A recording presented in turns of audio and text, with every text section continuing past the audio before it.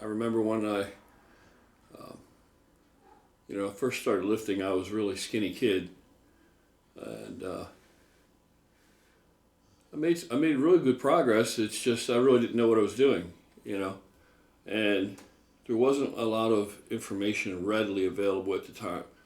And if you think supplements are scams, or and there's a lot of that. I'm not disputing that. It's just that some supplements are basic staples. They're food. It's just condensed. Um, but yeah, back then there were definitely supplements were the quality. There's no question was by and large really really inferior. Like I said, if you think that supplements are a scam now or a waste of money, good lord, if you'd have been around back then without the internet, without any kind of access to the cornucopia overload of information that you have today at your fingertips, trying to feel your way around and figure things out, it was a lot different. A lot different. So it was all trial and error, and that's why I'm that kind of guy. I'm a results-based guy. If I try something and it works for me, then I learned something from that. I learned it works. It's the era that I'm from. There wasn't, the best you could do, you could make it down to the library, the public library, and you could look in the card catalog, and if you found a book that you wanted, and it wasn't like there were tons available, but if you found a book on building muscle, you weren't going to find a book on bodybuilding, more than likely. You wouldn't find one. Probably in the whole county library system, there may have been 4 or 5 tops, maybe even less. I'm probably really reaching for it. When I say 4 or 5, I'm going to think they're probably less. I never just saw one in the library. But you would have to go and look up something on medically, the topic you were looking for, like physiology or muscle, or you would have to, if you were looking up something on like body mechanics, kinesiology, you would actually you would just look at stuff on the human skeleton, and then you would look at how the muscles, were situated and arranged over the skeleton, and you would have to draw conclusions from that, So information, and then if some information wasn't really readily available, it was difficult to come by, and if there was something in the card catalog you wanted to access, then you had to fill out, whatever form and order, and it may or may not get there ever, and if it did get there, it was going to take weeks. So, because you had to wait, maybe somebody else was reading it, maybe somebody never returned it, who knows. So it wasn't like today by any means. The magazines that came out, of course, everything ran behind. These magazines were like months behind. So results from contests and things weren't known, months behind. I was a home trainer, so it's not like I trained in the gym. It's where I knew people that knew, about the lifestyle or anything. So pretty much I was on my own. I ended up looking, I saw in the magazines like the Weeder products were what was advertised mainly in the magazines, and Twin Lab. Twin Lab was around. But I couldn't find Twin Lab all the time. The Weeder shit was readily available. You could find that pretty easily in a GNC. We had GNCs, but it wasn't like today. It wasn't full of bodybuilding supplements and crap. It wasn't anything like that. It was a smaller area, a much smaller store. And the Weeder shit, I got the bulk mass gainer crap, and the shit would not blend up. I mean, it really, literally, it wouldn't blend. You put it in a blender, and it still didn't want to blend. It was just like mixing concrete, and it tasted bad. It was, it was rough. It was a mess, and who knows what was really in it? I have no idea. And that was after I learned about it. So it wasn't even something that I could be consistent with, because I didn't always have the funds and the availability to get anywhere to find the stuff to even have supplements or have protein powders. So I was left with just food. And back then, the magazines, it was all about protein powders. It was all about supplements and protein powders, and there weren't a lot of variety in supplements, really, basic things. But pretty much the whole directive there was, you need this to build muscle. This builds muscle. It wasn't about food building muscle, right? It was, this is what builds muscle. So it wasn't until sometime later that I learned the real thing about the food, and that decent quality protein powders are just food. It's just in a more concentrated form. So I pretty much chugged along, hit and miss, not very consistent. My workouts became pretty consistent at home, but it's not like I had a great variety of equipment. I did not. I was just a really small guy. I didn't have a bench initially, but I had a little weight set. So back in the 70s and into the 80s, the house speakers were like really large floor speakers. And I had one of these such speakers and laid it on its side, and I could lay on it and bench. So obviously I didn't have any uprights or posts to hold the bar. So it was just, lay down and press what I had and fabricate little dumbbells from handles with collars, stuff like that. But I still made progress. I still managed to make progress doing flies, basic movements, presses, Jefferson deadlifts, stuff like that. And then I ended up going to, what was the next big thing? I don't know. I stumbled around a while, worked out, and I really, the thing that was lacking, the big key ingredient, was the nutrition.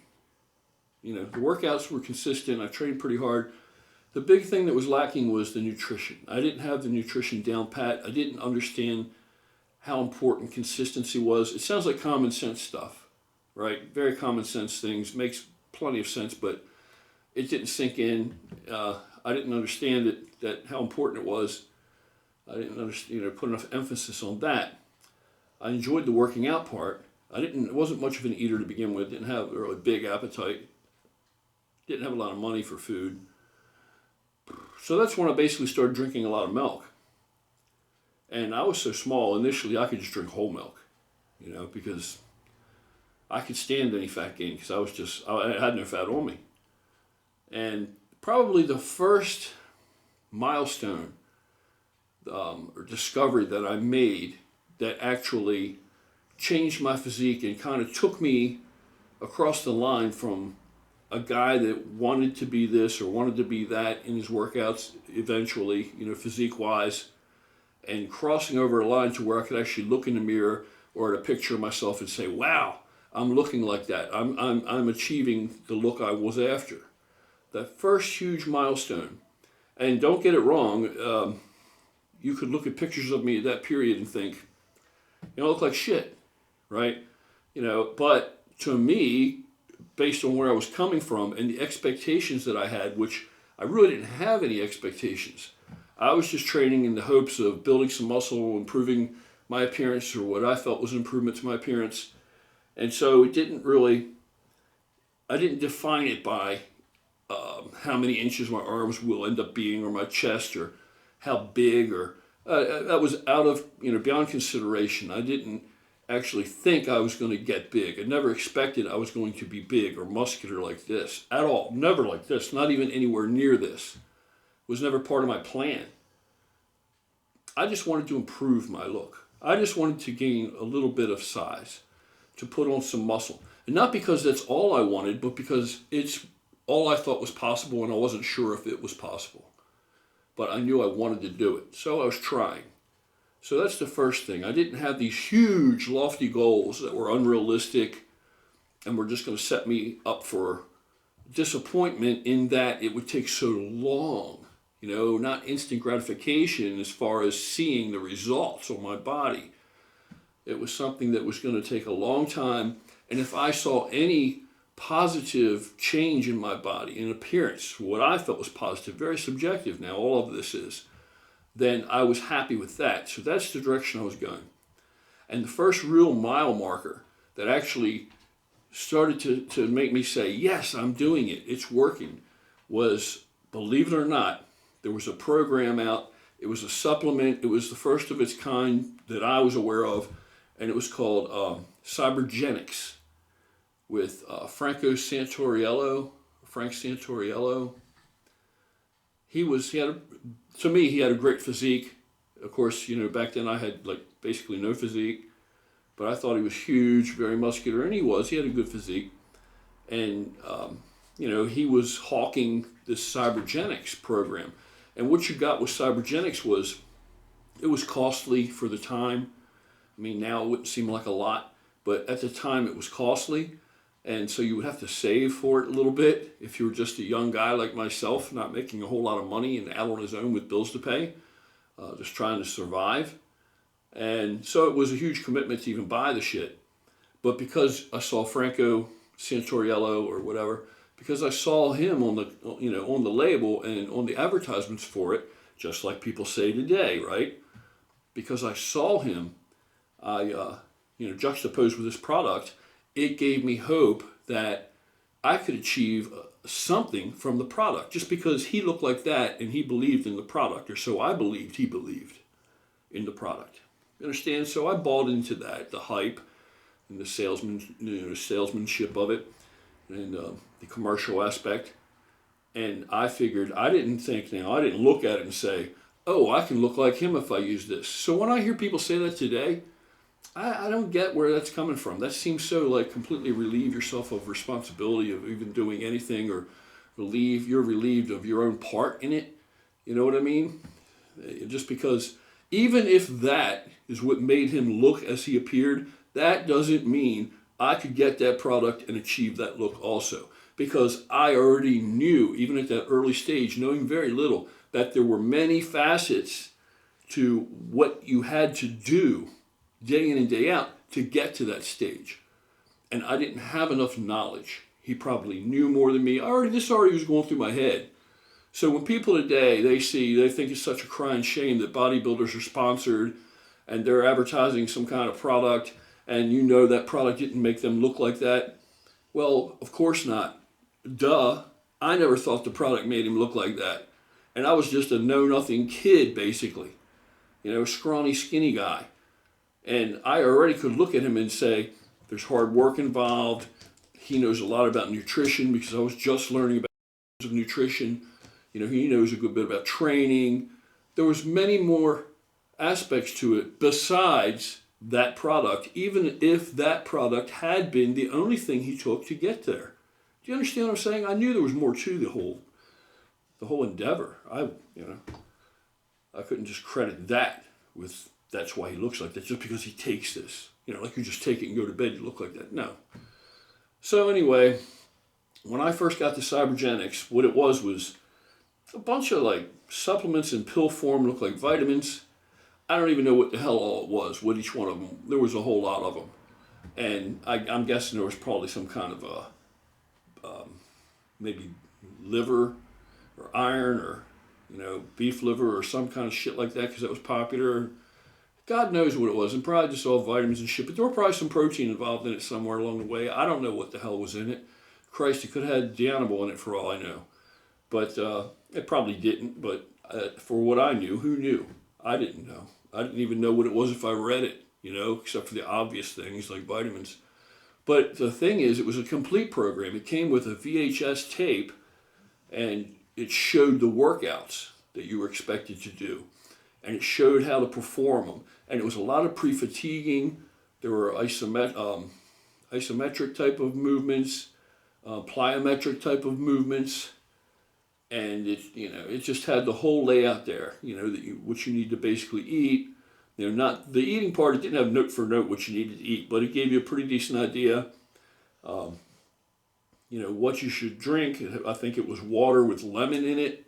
I'm pretty sure that's what it was that he was drinking, a lot of water with lemon in it and, and all this other crap. But it actually was it showed you, somewhat about the nutrition, the training, how to work out, all these aspects. So it kind of had everything there, one-stop shopping. So I got it and I tried it, and no bullshit. I don't know how long it took. Like I said, I wasn't in a big rush because I didn't expect a whole lot. But that was the first time ever since I started lifting that I saw myself starting to look like to what I thought was my rendition, of me becoming a bodybuilder. That's what I saw. My physique totally looked different to me. I started to look muscular. Now, to most people, if they had seen me, they would have just been like, hey, he looks like an in-shape, skinny guy. You know, I wasn't any kind of huge mass guy by any means. I wasn't, you know, like overly shredded and all vascular and all this craziness. No. But for where I came from and through my eyes, I was really more than satisfied. It was the biggest jump that I had made in progressing my physique was then. From that, because it gave me some foundation that I didn't have, just in understanding the training and right, very basic. Again, remember, there's no internet or any of this shit, so information is a little harder to come by and a lot slower. It takes a lot more effort to get information. You can't just punch something in on a keyboard and right there it is on the screen. So that was the first really huge difference. The second really huge difference, okay, once I got full swing into it and had joined a gym and met a lot of guys that competed, I joined Brian Stoltz's gym, was the first gym I ever joined. That gym had been like a world gym before they closed, and Brian bought it and moved in there and opened up hard bodies.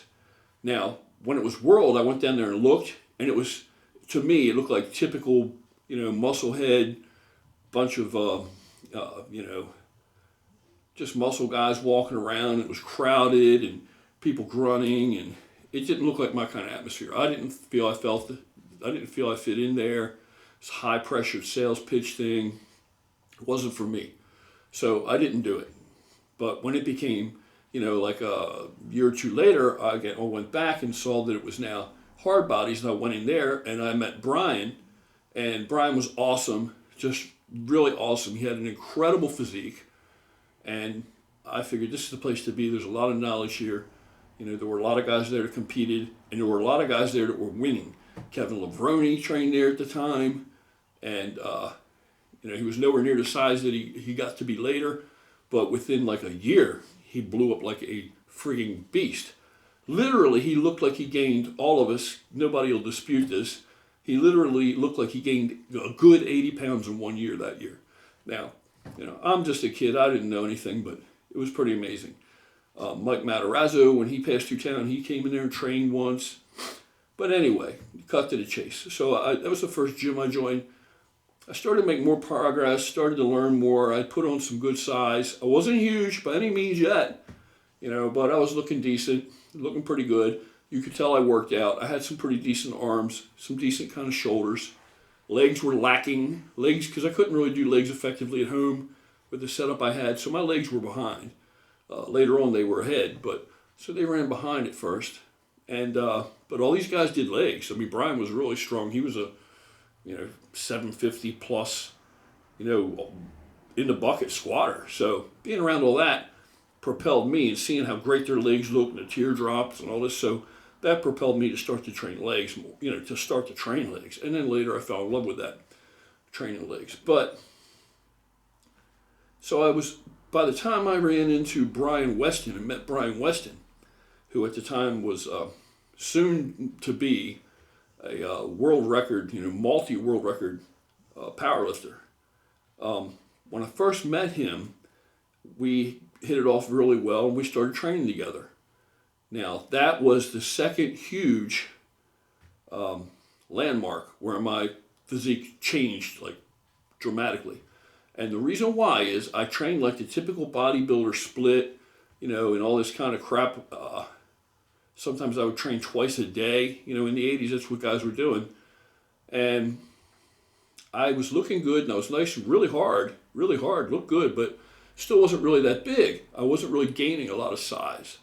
I had gained a lot from the beginning, right? From starting out. I was probably, I'm going to say I was right about 200 pounds. And I was like 147, 150. And it took years to get there. But eventually I was like 200 pounds. But I wasn't really getting any bigger. So I started training with Brian. I said, let me give this a try. Because he was bigger than me. Brian was about 2.25. And both of us were natural. But Brian's just uncanny strong. Just crazy strong. Well, Brian, because I was following his routine and training with him, I would always say, we would train one day, and then I'd say, well, when do we train? Do we train tomorrow? Nope, don't train tomorrow. How about the next day? Do we train the next day? Nope, don't train the next day. I'll let you know when we train again. So I was like, okay. Because Brian told me, he said, you're training too fucking much. Well, pardon my language. You're training, but that's what he said. That's why you're not putting size on. You're doing this stupid bodybuilding shit. That's why you're not getting big. So he says to me, calls me, he says, all right, we're going to train tomorrow morning. So we go train. And he would call the shots. Okay, this is the body part. This is how we're going to do it. So I trained with him. Deadlifting, squatting, benching, and some ancillary work. Not a lot, but the whole point is I trained much less frequently. And guess what happened? Son of a gun, I started to blow up. Now, when I say blow up, everything's relative and subjective, right? So I wasn't really noticing any more size coming on when I was about 200. But training with Brian, I pretty quickly went up to about, not quickly, I'm going to say within maybe 6 months, I probably gained about 10 pounds. So to me, that was a huge, drastic corner I turned there. It busted me through that plateau. And I was still natural at that point. And that was the second big cornerstone or mile marker that actually changed the whole way I approached training and the whole way that I trained, where I learned enough that I carried that with me the whole rest of the time until this day, and it has influenced the way that I train. And the biggest I've ever been when I was enormous, 10 years ago, when I thought I'm going to be some kind of great pro and set the world on fire, which I have no interest in being. And after I did one pro show, I had no interest in it. But initially, I thought, maybe it's a viable option. And I was over 300 pounds, but I would never have gotten to that size if I hadn't learned that from Brian. Because that, incorporating those power movements and training less frequently, pushed me over that. And now today, which is much later, I'm much bigger. I've done a lot of things and stopped doing a lot of things, and my training has changed and fluctuated, become different, morphed into different types of things over these years. And to this today, I train kind of because of the shoulder injury and my age, I don't train like I would if I didn't have those things going on. If it wasn't for the shoulder, and if it wasn't for my age, my body let me know, started letting me know about 8 years ago that I'm not going to let you lift this heavy anymore. So I either had to learn, and adapt to that and listen to my body as I aged, or stop training. Which initially I was so discouraged because I couldn't lift the heavy weight like I had lifted, because I trained with a lot of powerlifters for many years. And that's who I preferred to train with, and that's how I preferred to train. And I was so discouraged when I couldn't lift like that anymore. I realized that I was going to be plagued with these tears and stuff if I kept pushing this heavy weight. And it's just a thing with the age, your body to decrease in growth hormone production, and I don't augment that, which, like I've always said continually, I would be far better off if I did. It's probably extremely beneficial for me if I would, but I'm just one of these guys that I just don't like to do a bunch of needless shit. Just like to keep it simple, so I don't augment it. Instead, I've changed my training drastically. So I can't lift like that anymore. I don't have that growth hormone production to protect my connective tissue. Okay, so I still can maintain a good bit of size. I'm not really sure how big I could get training the way I train today, but I'm sure I can never look like I once looked. I don't care to either, but I'm sure that without that really heavy weight sometimes, every now and then, like every other workout is how I used to do it, I wouldn't have that density. I mean, I used to be mad thick, and the depth. And I still got a lot of muscle, but that's because I had a lot of muscle.